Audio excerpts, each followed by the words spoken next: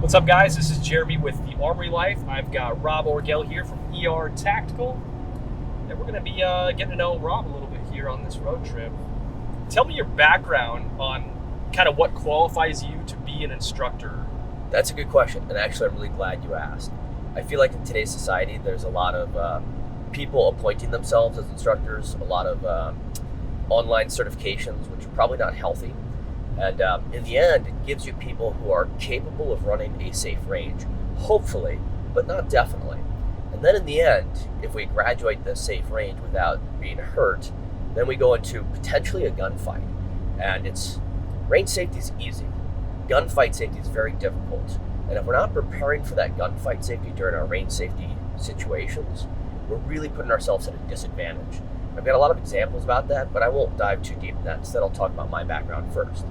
So I spent 10 years in the Marine Corps. I served in Iraq and Afghanistan as an infantry rifleman, which is, if you don't know the 0311 thing, it's to find bad guys and help them close their eyes permanently for their country or cause.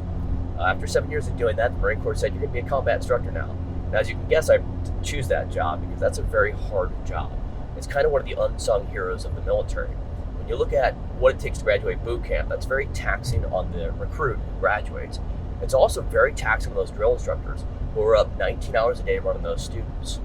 The next place they go is to combat school, where they learn how to survive gunfights. So as a combat instructor, again, another unsung hero of the generation. And that's these guys, again, 19 hours a day on their feet. And they're running hikes, and they're running students, and they're running 7 ranges a day, iteration after iteration for 440 people for each evolution of training. So it's very hard work, and it gives you a real depth of understanding of instruction when you're doing that job. So I did that for 3 years, and as an instructor, I migrated through different groups of instruction, and I was very lucky to leave the Marine Corps at 10 years and have some really good experiences under my belt, really good opportunities to see how we train and how we can become better.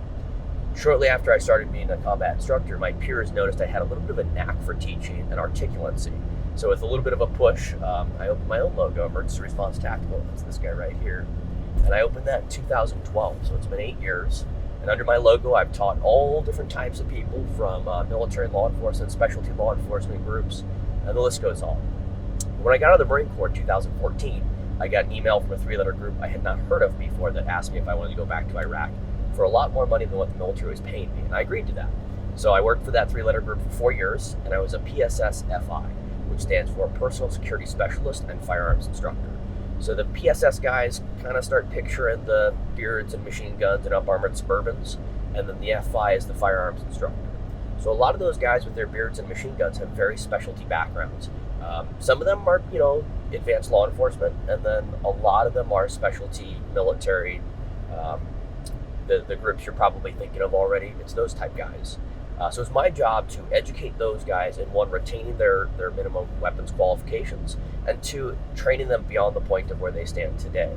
So it was a very eye-opening experience to work with all the different types of backgrounds and build upon where they came from. And since then, that was 2014. 2014 I started that, and then I got out of that in 2018. Since then, I've been running my logo all day, every day, and I train 300 plus days a year. And again, those same specialty groups we mentioned earlier. So my instructional time, I trained over 21,000 Marines as a combat instructor, and then instructional time as a contractor every day was education, just like the military. So again, day on, stay on, teach people how to be better, teach people how to survive gunfights.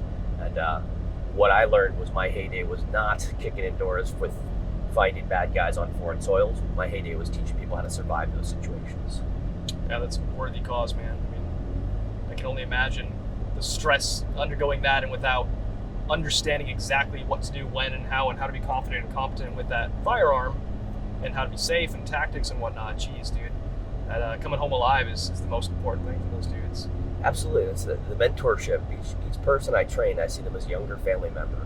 And my goal is to prepare them for what's to come and hopefully help them survive a situation that, with any luck, never takes place. Yeah. So it seems like your specific style is really catered to surviving, should you be in the worst case scenario of your life, a gunfight, how to survive and how to be proficient.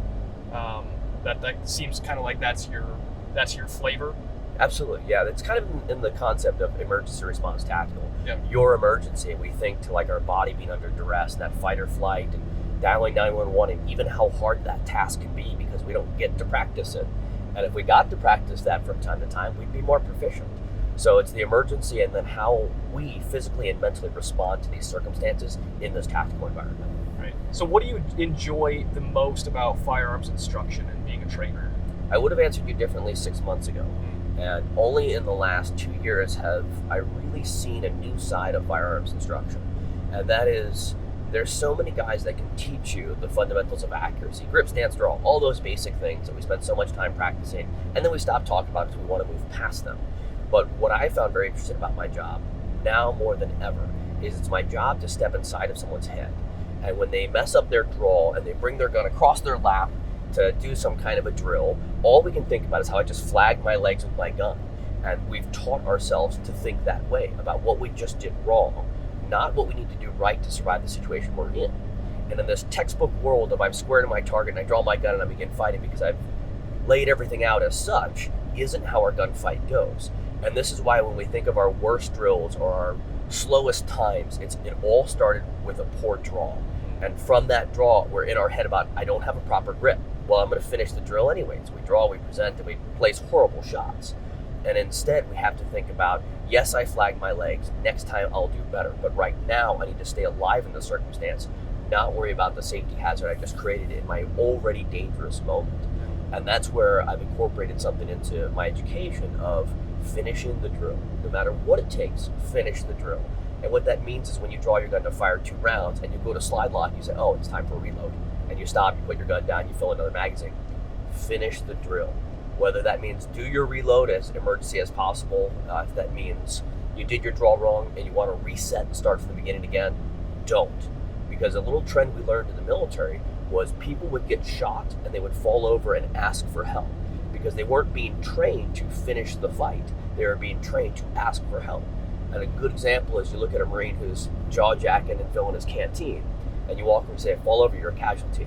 And he cries and asks for help, and his buddies have to carry him. Now his buddies are mad at him. It's an easy way to punish somebody without being the guy who punishes them.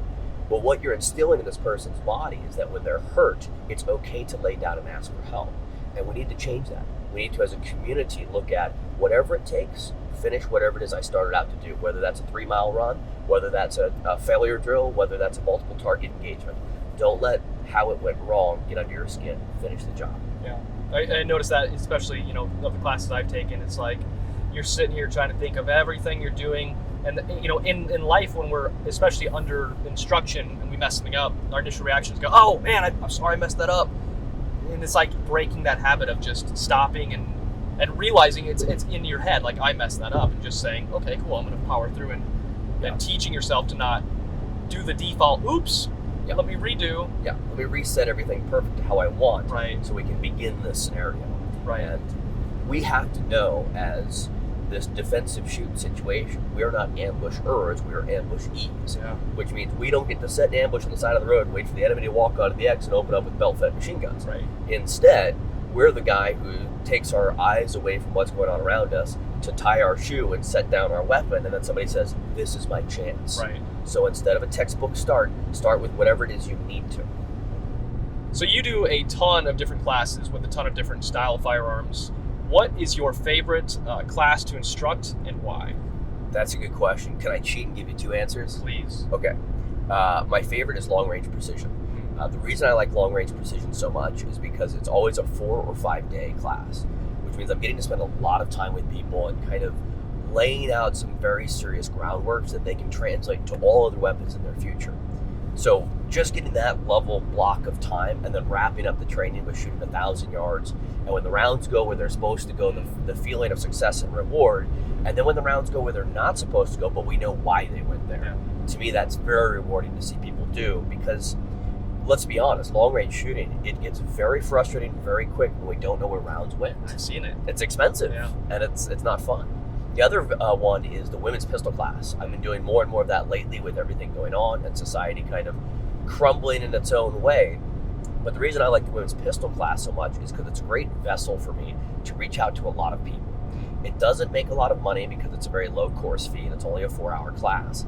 But there's a lot of moments where I can tell the girls are transitioning from this is what I've been doing and now I realize it's wrong and this is what I need to do to increase my survivability in all the bad circumstances that might happen in life, as well as reflecting back on times in their lives where things did not go the way they wanted to, and they're seeing how they went wrong and how we can create a better result in the future. That's awesome. Empowering them. I think, it's always awesome to me to see more women firearms owners. Absolutely. Well, it brings up two good topics, and that's, we want to take care of our ladies, and so what we do is we load the gun for them and we hand it to them and we say, here, shoot, learn how this works. And that's because that's how our guy brains work, is we get behind the wheel of a car and we learn how the car works while we're driving it. Women brain is a little bit different, and they live longer because of it. Mm-hmm. They sit down behind the driver's seat and they ask questions about all the buttons in front of them before they hit the start button. And that's obviously a lot safer, but because we don't understand that, it kind of creates a gap and an uncomfort for them. And now they're behind the wheel of the car on the freeway at 80 miles an hour, and they're already uncomfortable.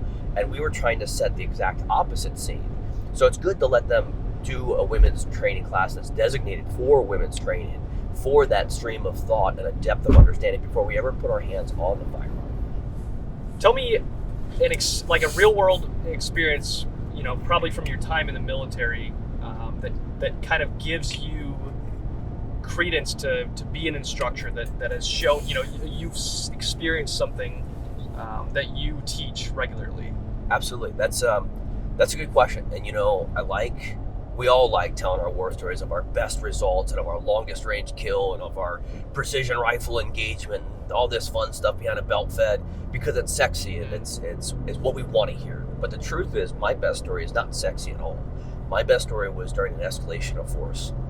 What that means is you're on a foot patrol with your team, and as you're moving amongst the streets, in this case of Haditha, Iraq, when vehicles come towards you, we need to get that vehicle to stop, show their compliance, and get off the road. Because SVB IEDs, suicide vehicle-borne improvised explosive devices. That means a car drives up to you and goes boom and kills a bunch of Marines. So we have to stop that vehicle, establish dominance, and then get around that vehicle outside of what would be a blast area. Just that week, they had used the same tactic to kill, I believe, 1 or 2 Marines earlier that week. So we were kind of on high alert, and I was on point, which means I was the first guy in the movement, and a vehicle came charging at us. So I followed the procedures of escalation of force, and I got to my rifle, and I snapped my rifle up, and I started firing for the engine block, and I did not hit the engine block, and then I started firing for the driver to disable the driver from going boom. Well, all the while, I had snapped up my rifle, and I had an EOTech optic that was in the off position. So essentially, you're looking through a window to a front sight, and you're hoping. Yeah. And I know there's a lot of theories out there that you can shoot through a tube or just to line up the front sight, and I've extensively tested these theories in training and in combat with multiple people, and they truly don't work. So in the end, you're shooting and hoping. Yeah. And coincidentally, I hit the driver front tire, and the vehicle came to a screeching halt very quickly, and everybody said, "Damn, Orgel, good shooting."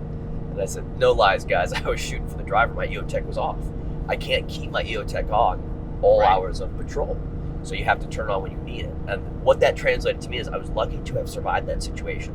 If the vehicle had gotten closer and detonated, myself and a lot of my team would have been dead. So the best thing I can push to people is to be prepared for a fight when you expect the fight to not happen. And what that means is if you have a red dot optic, it either stays on at all times, it's a shake awake type where the battery's got 4+ years of life, or you have backup iron sights always and they're in the up position. So this way you can rely on your metal iron sights, and in a lull, fold down your iron sights and move to your red dot if you need. But it's not useful for me to have night vision mounted on my helmet and body armor and a carbine and all these wonderful things in the back of my truck that I can't get to and they don't have batteries in them. Right. So in the end, my best advice is prepare for something to happen at a moment's notice. And if you have an extra moment or two, you can exploit that and take advantage of the opportunity. Very smart. So I think you talked about earlier, there's a sea of firearms trainers, and it's pretty easy. I could be a firearms trainer. I'm a lifelong student, love learning, especially from people like you. And what do you think makes you different from a lot of other instructors out there? That's a great question. And while we kind of laugh at how anybody could be a firearms instructor, it's not necessarily a bad thing. We need to think about the two sides of the coin. Yeah. And one is there is an entity, there is an insurance, there's a financial gain from having thousands and thousands of instructors. So why not promote their abilities to, or their sense of confidence to teach? And we see that play out with different groups, and we see the results of that. And I don't think it's bad for regular Joe to get his firearms instructor certification and teach people how to safely load, unload, engage targets, stagnant, whatever, basic level firearms instruction. There should be lots of those. We should all become more knowledgeable on these topics. But the trouble exists when somebody steps outside of that realm and they say, I'm a plumber during the week, and then on the weekends, people ask me how to shoot, and so I show them, and I'm certified and insured. That's one thing. It's a whole nother thing when you say, hey, let's get behind the wheel, shoot through the windshield, and do all these things that I saw on Instagram because it looks fun and cool, and I'll get more clients if I do. And that's where things start getting real dangerous. First off, it's never a good idea to shoot through your own windshield in the first place. Secondly, it's a recruitment game of gaining more clients. It's just very dangerous. What separates me from that crowd is I have an actual background in instruction. I went to multiple formal schools that taught me how to be an instructor, and then I did the instruction for several periods of time. And especially with what's going on now, and as my client base is growing, not only has it been some time that I'm teaching every single day, 3+ months booked out, so it's not some weekends I do this. It's every day. This is my life, just like it was as a contractor, just like it was before I left the military. Every day I teach people, not on occasion when people feel like I'm the right answer to help them. So looking for someone who's not just military background, but educational side of the military background gives you a large advantage. And while I don't think that, there's plenty of good military background guys who give good instruction, one thing we need to take into account is if I graduate high school, that means I'm a high school graduate. But I probably shouldn't be teaching you history because I graduated high school. Totally. And there's a little bit of a misconception that when somebody graduates boot camp, that they now have the ability to put you through boot camp. And as we mentioned earlier, there are unsung heroes who are pushing recruits many hours of the day, but they went through quite a school to learn how to do these things and see what safe and unsafe looks like. And the same thing as a combat instructor, the same thing as a firearms instructor. So a real school that taught me to be an instructor, and then some time behind it.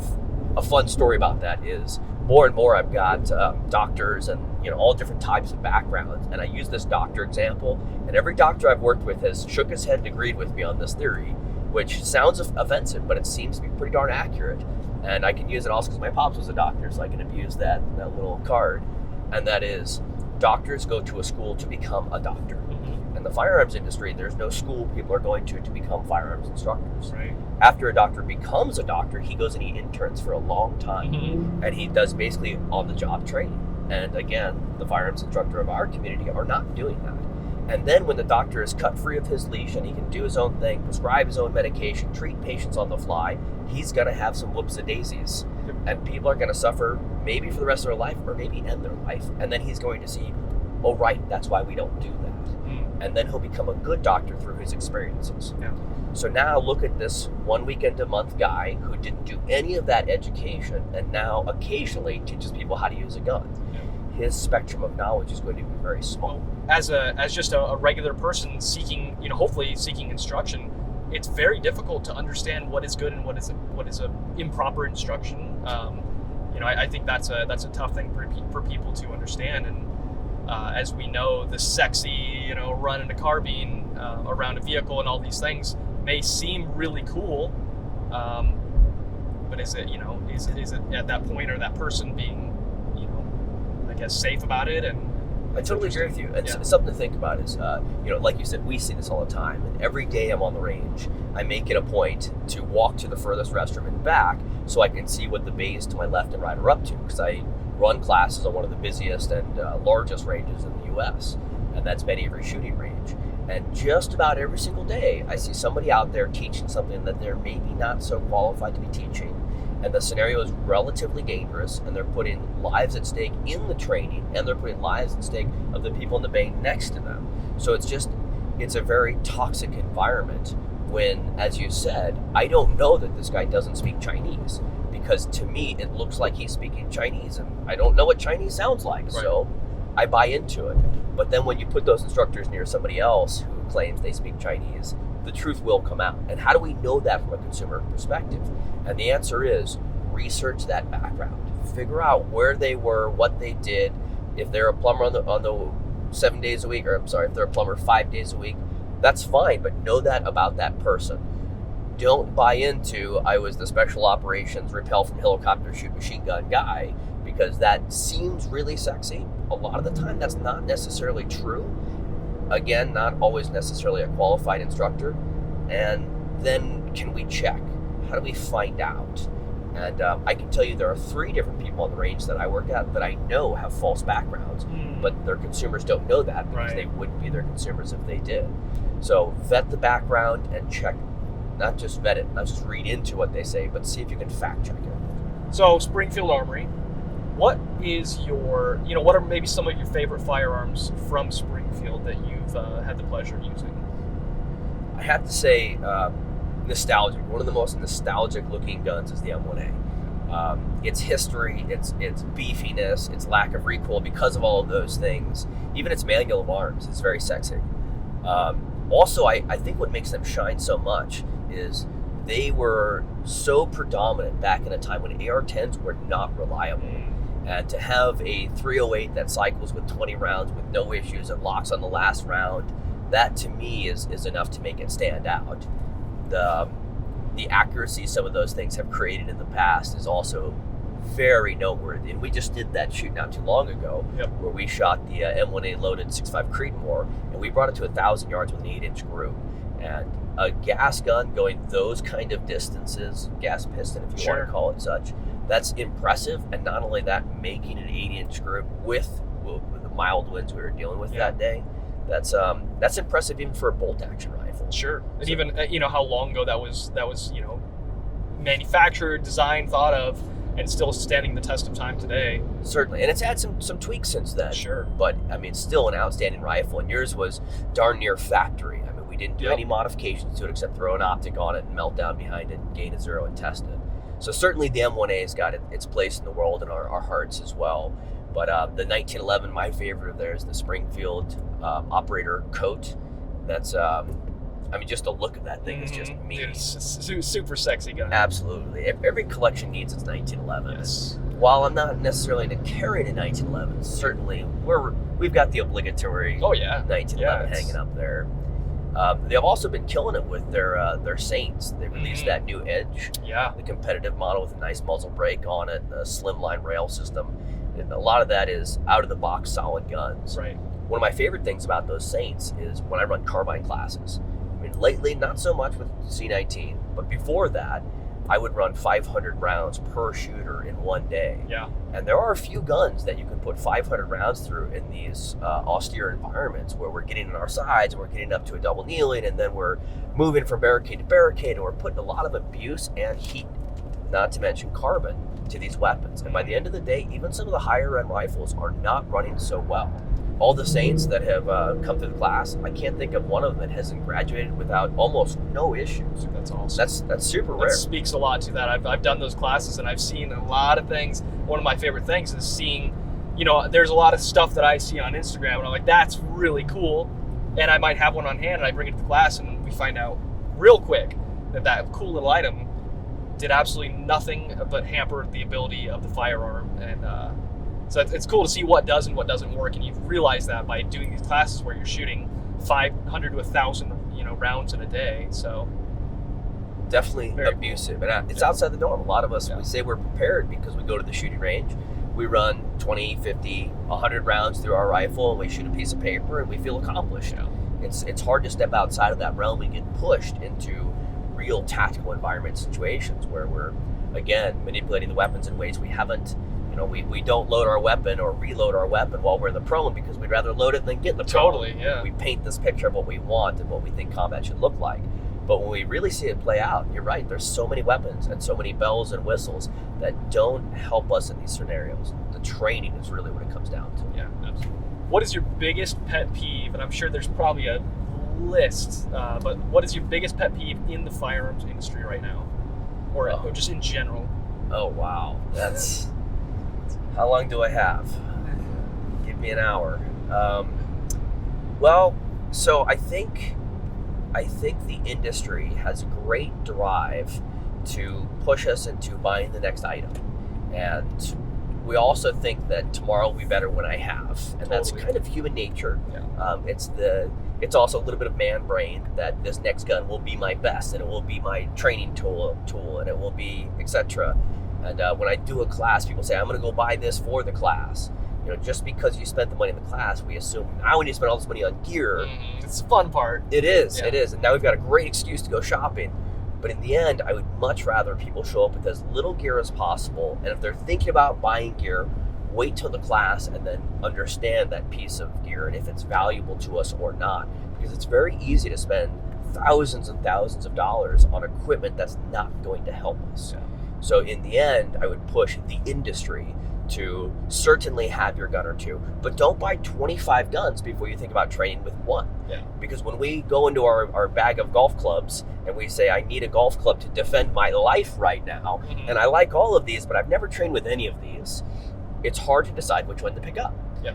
But if we're very intimately knowledgeable with our sand wedge, Yeah. and now we need our sand wedge to keep us alive in this golfing situation, we're well prepared to handle whatever situation comes at us with that sand wedge. So again, before you buy the next firearm and spend the next $1,000, $2,000, $3,000, spend half of that or a quarter of that and go get an education on what you already have.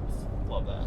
If you could impart one piece of wisdom into people watching this video or people reading this article, what might that be? A depth of understanding of the safety rules. Every class I teach, and probably a lot of us are going, oh God, here we go. And we've all heard the safety rules 1,000 times. I've said them 1,000 times. I can say them in one breath. You've heard me do that. And in the end, people hear exactly what you think they hear, which is nothing. And instead of just repeating the safety rules and saying, check Raj, we did it, drive down and understand each one of those safety rules. Because if we follow those safety rules, we're not going to have accidents. They're redundantly, particularly careful and in a particular order for very good reason.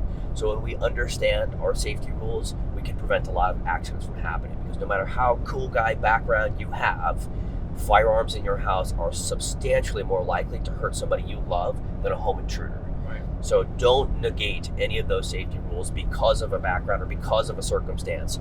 Strive to follow those to the best of your abilities. Yeah, love that. Yeah, and I think that's extremely important and something that it's easy to take for granted. Oh, of course I know those. Of course I know those. But just really taking that humble attitude of I don't know everything and I can make mistakes. I am human. I will make mistakes. And the more that I think of this, the more that I digest this, the more that I take this serious, the more that I'm not going to have that mistake. I know, we talk about this and people say, when you have an ND, Right. Not an AD, an ND. Right. And it's that shouldn't be said. You should not have those. Right. Because if you're following proper procedures and really, diving into it, let's not make those NDs happen. I agree. And there's two sides of this coin to look at. Let's look on the far left side. All the new firearm owners who just got a gun for the first time in their life and they're not sure how to operate it. So they're in their living room trying to figure out where the bullets go and what the safety looks like. And that's somebody who maybe lives next door to you or maybe is a friend of yours. Talk to that person. Right. Suggest some firearms training. Push them in the direction of elongating their life so they don't accidentally shorten it tomorrow while learning how their gun works in their living room. Totally. Other side of the coin is the very experienced guy who, like you said, says, I know what I'm doing. Of course, my weapon's unsafe. Of course it's unloaded because I'm pointing in an unsafe direction right now. Right. That means you're violating those safety rules. Yep. And the last example I have that I'll kind of wrap things up with on my perspectives is my 4 years of contracting I spent working very closely with one person in particular.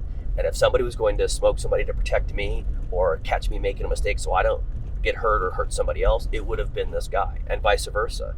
This guy just got sent home from contract because he had a negligent discharge in the classroom. These things happen no matter how professional, how experienced you are. It happens. So focus on those safety rules, push your buddies to training, help them get properly educated if you care about their survivability and their neighbors. Well, dude, thanks for taking the time. I know this is, firearms instruction is extremely valuable. And I think the more that people seek proper instruction, I think the world will be a safer and better place. Thanks for taking the time, dude. Always good hanging, chatting, and I'm sure we'll do a lot more with Springfield in the future. Absolutely. Looking forward to it. Guys, if you're listening out there, be safe. Everyday carry means every day, not just when you're scared. And learn that weapon you put on your hip every day. Learn it like your life depends on it, because one day it might. Yep. Cool. More info on Rob, ertactical.com. Yep. And ertactical on Instagram and, Yep. and the old tubes and whatnot. Yep, you can find me on the YouTube. I'm pretty bad about keeping that up to date. Aren't we all? Yep, but you can find the Instagram is relatively up to date. Same thing with the Facebook. Cool. Awesome, man.